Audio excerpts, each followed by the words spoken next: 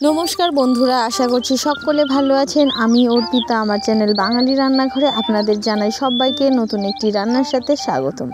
সকলে তো ফুলকপি দিয়ে মাছের ঝোল খেয়েছেন, একটা সকলে খেয়ে থাকে, কিন্তু আপনি কি বাঁধাকপি দিয়ে কখনো এইভাবে মাছের ঝোল খেয়েছেন? যদি খেয়ে থাকেন তবে আমারটা কিন্তু অবশ্যই দেখবেন। আমি একটু অন্যভাবে করার চেষ্টা করছি, তো ভিডিওটা স্কিপ না করে সম্পূর্ণ দেখার অনুরোধ রইল সকলকে। চলুন তাহলে রান্নাটি শুরু করা যাক। এভাবে খেতে কিন্তু দুর্দান্ত লাগে, এটা আমার ঠাকুমার কাছ থেকে শেখা রান্নাটি।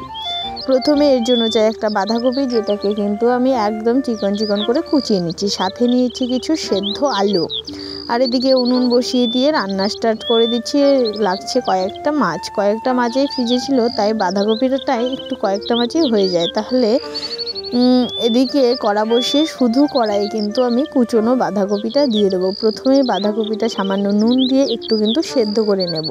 খুব কম তেল মশলা আমি সবসময় রান্না করার চেষ্টা করি। যারা আমার নিয়মিত ভিডিও দেখেন তারা অবশ্যই জেনে থাকবেন, আর যারা এখনও আমার চ্যানেলটি সাবস্ক্রাইব করেননি তাদের অবশ্যই অনুরোধ রইল চ্যানেলটা সাবস্ক্রাইব করে বেল নোটিফিকেশনটা অল করে রাখবেন। তাহলে আমি যখনই নতুন কিছু রান্না দেব সবার আগে কিন্তু আপনার কাছে পৌঁছে যাবে। তো বাঁধাকপি যখন আমার সেদ্ধ হয়ে যাবে সামান্য, তারপর নুন হলুদ মাখিয়ে এদিকে আমি মাছটাও কিন্তু একদম কড়া করে ভেজে নিচ্ছি। মাছের মাথিটা দেওয়ার কারণে রান্নাটি বেশি হয় সুস্বাদু খেতে। সবার শেষে কিন্তু মাছের মাথিটা একদম ভেঙে চুড়ে দিলে রান্নাটি বেশি ভালো লাগে। তারপর মাছ ভাজার ওই তেলেই দুটো তেজপাতা, শুকনো লঙ্কা, 5 ফোড়নে দিয়ে দেবো এখানে সেদ্ধ আলুটা। তারপর সেদ্ধ আলুটা হালকা এভাবে খুন্তির সাহায্যে আমি ভেঙে নিচ্ছি, আপনারা আগে থেকেও ভেঙে নিতে পারেন। এখানে ভেঙে চুরি নিয়ে তারপর দিয়ে দেব নুন আর হলুদ। এখানেই কিছুক্ষণ আলুটা ভেজে নেব। এভাবে রান্নাটি করলে তেল খুব কম লাগে, তাই এভাবে রান্না করছি। তারপর দেখতে পাচ্ছেন নাড়তে নাড়তে আলুটা অনেকটাই ভেঙে চুরে ভেজে নিয়েছি কড়া করে। আর এদিকে দিয়ে দেবো মশলাতে আমি বেটে নিয়েছিলাম লঙ্কা, জিরে, ধনে আর অল্প আদা, সব কিছু একসাথে বেটে নিয়েছি। তারপর এখানে দিয়ে দিলাম সামান্য হলুদ দিয়ে আরও কিছুক্ষণ সময় ধরে কিন্তু কষাতে যখন দেখব মশলাটা একদম ভাজা হয়ে গেছে, সেই মুহূর্তে সেদ্ধ বাঁধাকপিটা দিয়ে দেব।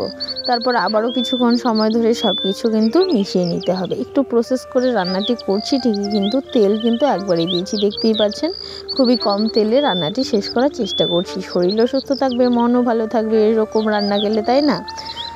তারপর দেখতেই পাচ্ছেন, আর দেখবেন যেন কড়াইয়ের নিচে না লেগে যায়, তাহলে লেগে গেলে কিন্তু এর আলাদা একটা স্মেল চলে আসবে, যেটা একদমই ভালো লাগবে না খেতে। তাই অনবরত নাড়তে হবে যেন নিচ দিকে লেগে না যায়। তারপর কষানো হয়ে গেলেই দিয়ে দেবো সামান্য পরিমাণে ঝোলটা খুব বেশি দিলে ভালো লাগবে না, যেন মাখো মাখো থাকে, আবার হালকা ঝোলও থাকে। ভাত, রুটি যে কোনো কিছুর সাথে অসাধারণ লাগে কিন্তু খেতে।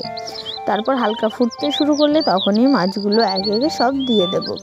আর এইভাবে রান্নাটি করতেও কিন্তু সহজেই, খুব কঠিন নয়, তাই সকলেই রান্নাটি করতে পারবেন। আর দেখুন মাছের মাথিটা কিন্তু একদম ভেঙে গুঁড়ো করে দিয়েছি, তাহলে রান্নার টেস্টটাও হবে দারুণ। তারপর আরও কিছুক্ষণ সময় ধরে ফুটানোর পর বেটে রাখা গরম মশলা দিয়ে দিলাম। আমি এখানে গরম মশলা বেটে দিয়েছি, এটা স্মেলটা আমার বেশি ভালো লাগে।